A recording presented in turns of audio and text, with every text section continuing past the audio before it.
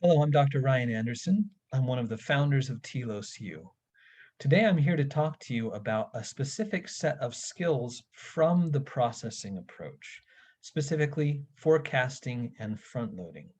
One of the reasons I wanted to record this webinar is these two skills are so important and make such a big difference.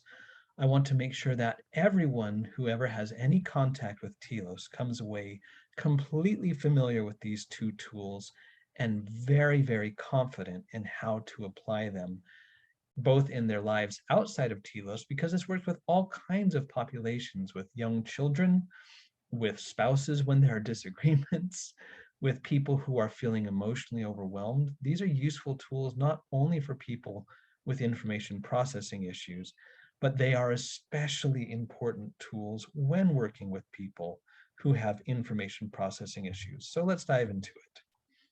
So the purposes of the processing approach in general are to help work with some of the peculiarities that happen for people who have information processing issues. For example, a lot of times they struggle a little bit more with issues of rigidity. That can be emotional rigidity, that once they get into a certain way of feeling, it's very hard for them to shift out of it. It can also be cognitive rigidity, having a hard time seeing things in multiple ways. They kind of arrive at their first perception and have a hard time expanding it, shifting it, or adapting it. They can also experience stress sensitivity. Everyone has a level at which they've experienced too much stress and they get flooded and overloaded. People with information processing issues tend to have greater stress sensitivity and hit those emotional flooding points faster. There can be issues with perception and reasoning. There can be difficulty with social cues or people who seem to have a hard time just getting it about various issues and often seem to be miscalculating a variety of things in their lives. There's struggles with organization, social struggles, and also difficulty with changes and transitions. And the processing approach is going after what causes each one of these struggles rather than just trying to treat the symptoms themselves. Now, anytime we're working on applying the processing approach, it helps to understand the overarching principles that need to be a part of everything we do in applying the processing approach. First, we need to develop a realistic understanding and expectations of that person, both about who they are today, what their capacity is today, and what a realistic course of growth looks like for them. So rather than imagining them growing in ways that are unrealistic for them in leaps and bounds or neurotypical, that we're understanding what they are likely to experience, including the one step forward, one step back, skin, knees, bumps, and bruises that will be a part of that process, and also developing a realistic understanding of what the speed of that process is likely to appear to be. From there, we begin with assessing and enacting appropriate accommodations. Now, these accommodations need to not be so overwhelming that they remove that person's ability to do the things they are capable of. We need to help them still continue to do those things which they can do and not accommodate them into incapacity. But we do have to make sure that while we're working on accommodations, that we are working on things that are helping them have better experiences and reducing the stress and having more success than they're having on their own.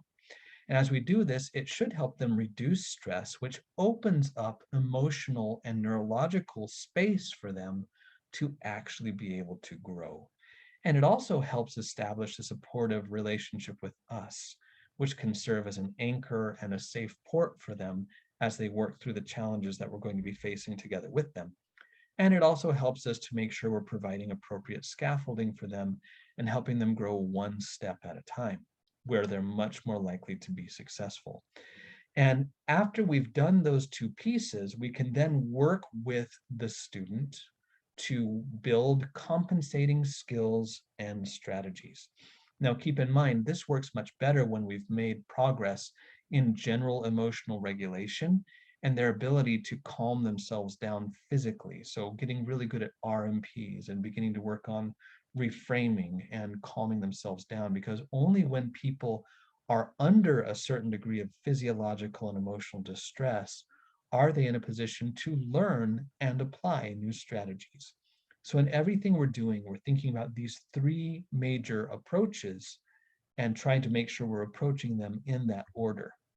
So as we're doing that, we can begin to apply and should be applying liberally throughout the various strategies of the processing approach. I want to talk a little bit specifically about why we forecast and why we front load. First of all, many of our students have issues with their working memory, whereas their working memory may be smaller than the average person, or it may be smaller relative to their verbal comprehension, their perceptual reasoning, or both. And therefore, their brain is taking in more information than they have room on their work desk, so to speak, to work with it. And so they tend to get overwhelmed, to shut down, to misinformation, to show them not getting it, and all those other things that we tend to see. So when we're forecasting and front loading properly, what we're doing is helping them strategically load into their working memory things that will be useful for them for the circumstance they are about to enter. And along with that, also not just here's what's going to be happening and helping them perceive it better, but loading into their working memory the tools and strategies and supports that they need to navigate that effectively. And this provides structure that helps guide their actions and help them be more successful in those circumstances. This also helps them to make their transitions and changes more predictable, and in some ways allows them to do some of that adaptation before they actually get into the circumstance. One of the most stressful things for people who are having information processing issues is finding that they have to suddenly adapt and change to something they didn't see coming. So when we can predict changes, they can kind of begin working on the changes ahead of time and therefore tend to be much better with those shifts and transitions. And this reduces the amount of stress they're experiencing by reducing the pace and the volume of novel information that's coming into their system. So let's define these two tools. In forecasting, it's very simply us helping the person know what's coming up in as concrete and clear way as possible. So what's going to happen? When is it going to happen? And why is it happening? It can also be helpful to talk about things like, hey, here's the time frame for transition. If we need to leave in an hour, then we're going to start packing up and getting ready to go in 20 minutes, which means in about five minutes before then, so 15 minutes from now, I'm going to need to ask you to begin shifting from what you're doing. So it's something as simple as that. So front loading is helping them understand what the circumstance is going to be, what the challenges are that they usually have in that circumstance, and what the approaches are that we're going to use to try to tackle those challenges. So it's not just, hey, we're going to be going to this place. It's in this place, these tend to be the difficulties and challenges that we have. So as a result, you're going to be trying this piece, and I'm going to be doing this thing to help you with it. And here's how we'll monitor it together. Here's how I'll follow up with you together. But this is what we're going to try to accomplish while we are there. So let's talk about a couple of examples. The first may be us getting ready to go on an activity. So the forecasting portion could look something like this. All right, we have an activity today. It's going to be this afternoon at 2 o'clock. And we're going to be going on a nature walk at the bird sanctuary near Utah Lake. So as a part of that activity, we're going to need to make sure we wear sunscreen and bug spray. What we're going to be doing is we'll be taking those with us in the van, and we'll put them on when we arrive there. But we're going to make sure that before any of us get moving, that all of us have sunscreen and bug spray. We also need to make sure that everyone brings a water bottle. So what I'm going to be doing is at about 1:50, so with 10 minutes before we leave, I'm going to go around and make sure that everyone has their water bottle filled up. And then from there, we check in to see their understanding, have them reflect back to us, see if they have any questions or concerns, and we can work through them then to avoid them suddenly running into their questions and concerns while we're trying to have them transition, which can lead to all kinds of crisis points for them. Now, that's the forecasting portion of the conversation. Once we've had that, we can then move into the next portion, which is front loading. So in van rides, as you know, lately we've been having some trouble with you and this other student getting into arguments. And what that typically looks like is the two of you are sitting towards the back. You'll start talking about something, you'll have a disagreement, it tends to blow up. So the plan that we've agreed upon as we've talked about this particular challenge is while we're in the van to have you sit up close to me near the front of the van while we have that other student sit in the back of the van. And that seems to help. Also, you and your therapist worked on that script about how you can respond without getting into an argument. As a reminder, this is what that script is. And so that's the part that you'll be doing. So I'll be right there to help. If you find yourself struggling, if you notice that you're feeling like you're getting pulled into an argument or things like that, I'll be there and I'll be ready to help and intervene. But these are the parts you're going to be doing. This is the part that I'm going to be doing.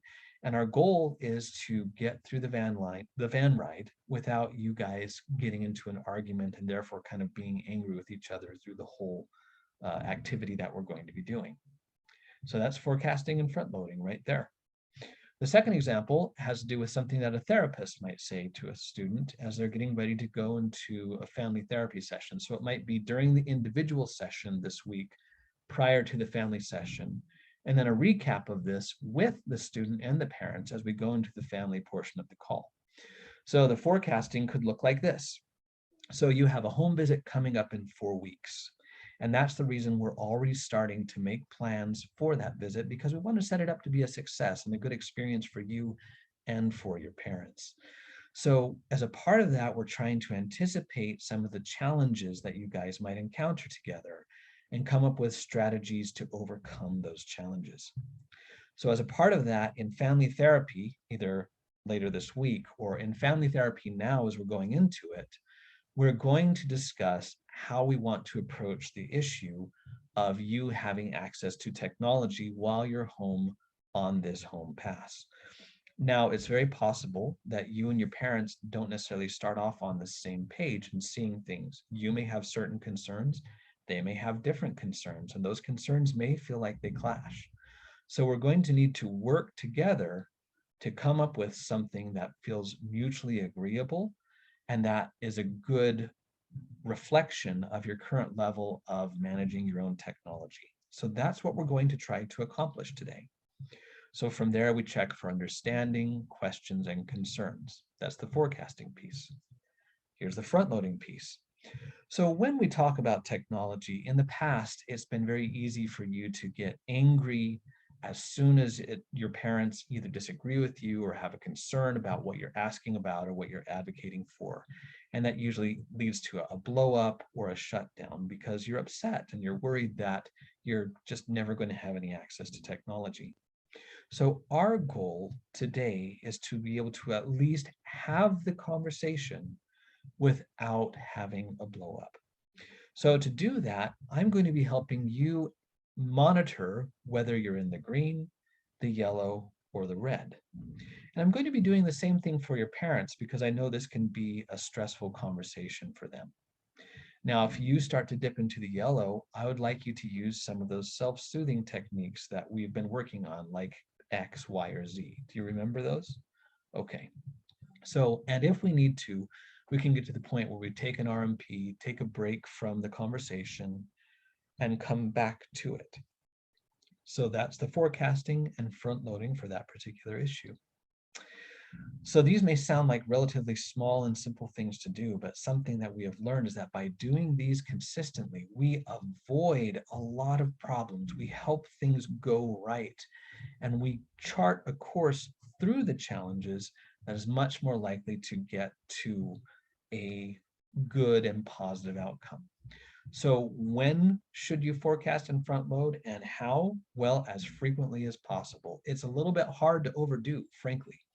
But certainly we want to keep in mind, as soon as we can see that something's going to change from the way that we anticipated it was going to go, we're going to want to forecast that for the student with as much notice as possible. You can't always predict things, but when you can see that something's shifting, letting them know early in the process is helpful. We should do this whenever we enter situations that we know tend to be challenging for that particular student. Also, if we're entering situations where there are positive opportunities that sometimes tend to get missed, we'll want to forecast and front load to help put this on their radar to see if we can take advantage of the positive opportunity. We should always approach forecasting and front loading with patience and with compassion, recognizing that we're helping people develop new skills and new things, and this will be uncomfortable and awkward, and they won't be very good at it in the beginning. So we need to be very patient, very kind, and willing to walk through that path with them. And all along the way, we should make sure we have that arm around the shoulder attitude. My hope is that if we're doing this right, Telos is filled with forecasting and front loading, that we see it all the time, and that parents become very familiar with it and are using it frequently with their students. And what we have found through our own research is that when these are constants, our students' growth is paved and moves forward much more smoothly and at a better pace. So I hope that you'll continue to review this with your teams, with your therapists, and that you will work on practicing this in everything you do, in the work that you do with our students here.